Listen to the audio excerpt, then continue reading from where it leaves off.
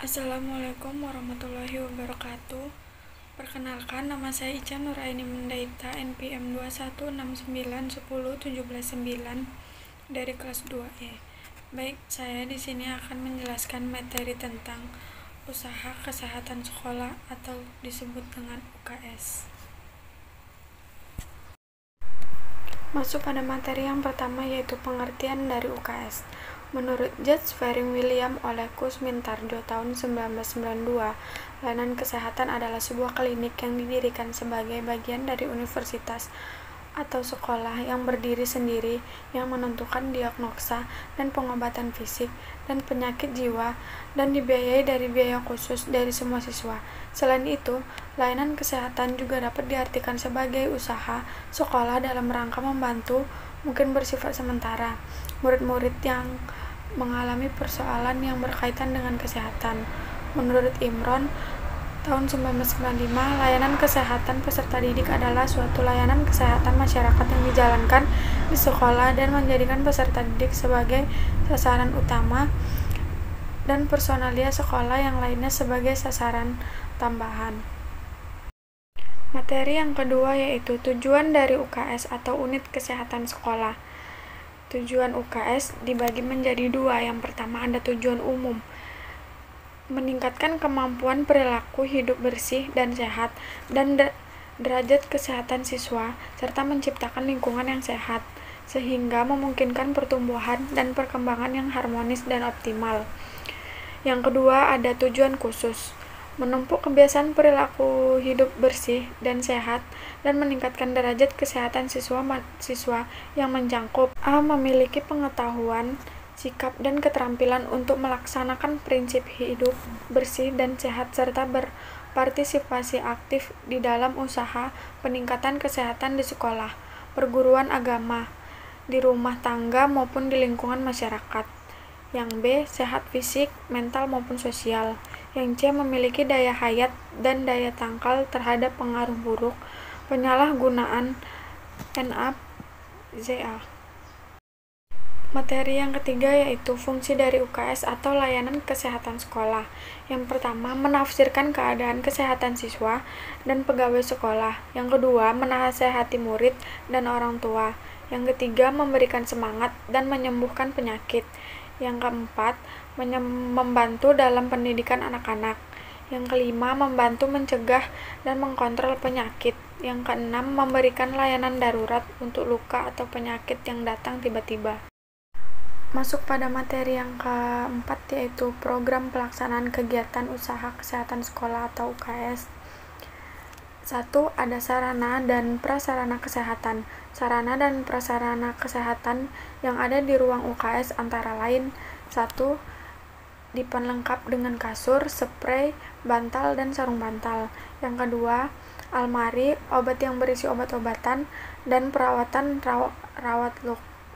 Yang ketiga ada timbangan beserta alat pengukur tinggi badan. Yang keempat ada tensimeter, stetoskop, dan termometer. Yang kelima ada tandu. Yang keenam ada wastafel dan kamar mandi. 2. Kegiatan di ruangan UKS. Kegiatan yang ada di ruang UKS adalah sebagai berikut.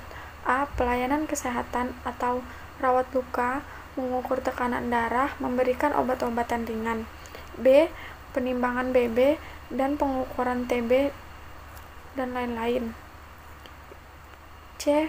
Pencatatan dan pelaporan hasil kegiatan oleh petugas. 3. Administrasi UKS. Segala kegiatan yang dilaksanakan dalam UKS ini dicatat dan dibukukan secara tertib dan teratur. Buku-buku administrasi tentang kegiatan UKS ini antara lain 1. Buku pemeriksaan kesehatan. Buku ini berisi tentang nama siswa beserta keluhan dan obatnya. Buku pemeriksa kesehatan diisi setiap hari, namun siswa yang sakit tidak dicatat semua. Kedua, ada buku daftar pasien. Buku daftar pasien berisi tentang daftar nama pasien yang sakit, kelas, dan keterangan untuk meminta obat, istirahat atau pulang. Yang ketiga, buku daftar absen siswa sakit. Buku daftar absen siswa sakit berisi daftar nama-nama siswa yang sakit setiap bulannya. 4. Buku rujukan siswa sakit. Buku ini digunakan jika ada siswa sakit yang tidak bisa ditangani di UKS. Biasanya siswa dirujuk ke rumah sakit atau klinik terdekat. 5. Buku penerimaan barang. Buku ini memuat tentang daftar barang yang masuk di UKS, baik yang berupa barang subsidi maupun mandiri. 6. Buku agenda, surat masuk, dan surat keluar. Buku agenda surat masuk berisi tentang surat yang masuk dan surat yang dikeluarkan oleh UKS. 7. Buku inventaris UKS. Buku inventaris UKS berisi tentang daftar barang yang ada di UKS. Yang ke-8, buku belanja obat. Buku ini berisi tentang obat yang baru dibeli beserta stok sebelumnya. 9. Ada buku permintaan surat dokter. Buku permintaan surat dokter berisi tentang daftar nama anak yang meminta surat dokter, baik surat keterangan sehat maupun surat keterangan sakit. Ke-10. Buku pengukuran TB dan penimbangan BB. Buku ini berisi tentang hasil penimbangan BB dan pengukuran TB siswa kelas 1 yang digunakan setiap 4 bulan sekali. Ke-11. Ada buku laporan kegiatan UKS. Setiap akhir semester dan setiap tengah semester UKS diperlukan membuat laporan semua kegiatan yang diadakan oleh UKS. Yang ke-12. Ada buku tamu. Setiap tamu dari luar yang berkunjung ke UKS harus mengisi buku tamu yang disediakan. Administrasi kegiatan UKS juga dibuat dalam bentuk agenda kegiatan yang ditempel di dinding dan juga data yang berupa program tahunan kegiatan UKS, struktur organisasi, dan alur pengobatan. Materi yang kelima yaitu sasaran layanan usaha kesehatan sekolah atau UKS. Yang pertama ada sasaran pembinaan dan pengembangan UKS meliputi peserta didik sebagai sasaran primer. Yang kedua ada guru pamong, belajar atau tutor orang tua, pengelola pendidikan, dan pengelola kesehatan, serta TP UKS di setiap jenjang sebagai sarana sekunder. Yang ketiga ada sasaran trier, adalah lembaga pendidikan mulai dari tingkat prasekolah TK sampai SLTA, termasuk persatuan pendidikan luar sekolah dan perguruan tinggi, agama serta pondok pesantren beserta lingkungannya. Materi yang keenam yaitu ruang lingkup program UKS. Ruang lingkup UKS adalah ruang lingkup yang tercermin dalam 3 program pokok usaha kesehatan sekolah atau trias UKS, yaitu sebagai berikut. Yang A, ada penyelenggaraan pendidikan kesehatan yang meliputi aspek 1. Pemberian pengetahuan dan keterampilan tentang prinsip-prinsip hidup sehat. Yang kedua, ada penanaman perilaku atau kebiasaan hidup sehat dan daya tangkal pengaruh buruk dari luar. Yang ketiga, ada pelatihan dan penanaman pola hidup sehari-hari dapat diimplementasikan dalam kehidupan sehari-hari. Yang B, ada penyelenggaraan pelayanan kesehatan di sekolah antara lain dalam bentuk yang pertama, pelayanan kesehatan. Yang kedua, pemeriksaan penjaringan kesehatan peserta didik. Yang ketiga, ada pengobatan ringan dan P3K maupun P3K.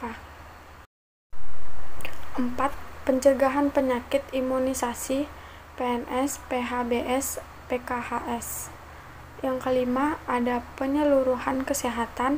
Yang keenam, ada pengawasan warung, sekolah, dan pembaikan gizi. Yang ketujuh, ada pencatatan dan pelaporan tentang keadaan penyakit dan status gizi dan hal lain yang berhubungan dengan pelayanan kesehatan. Yang ke-8 ada rujukan kesehatan ke puskesmas. Yang ke-9 ada UKGS. Yang ke-10 ada pemeriksaan berkala. C. Pembinaan lingkungan kehidupan sekolah sehat bersifat fisik, mental, sosial maupun lingkungan yang meliputi 1. Pelaksanaan 7K, kebersihan, keindahan, kenyamanan, ketertiban, keamanan, kerindangan, dan kekeluargaan. Yang kedua ada pembinaan dan pemelihara kesehatan lingkungan. 3. Pembinaan kerjasama antar masyarakat sekolah, guru, peserta didik, pegawai sekolah, komite sekolah, dan masyarakat sekitar. Baik, itu tadi materi yang bisa saya paparkan. Jika saya ada kesalahan, saya mohon maaf. Saya akhiri. Wabillahi taufiq walhidayah. Wassalamualaikum warahmatullahi wabarakatuh.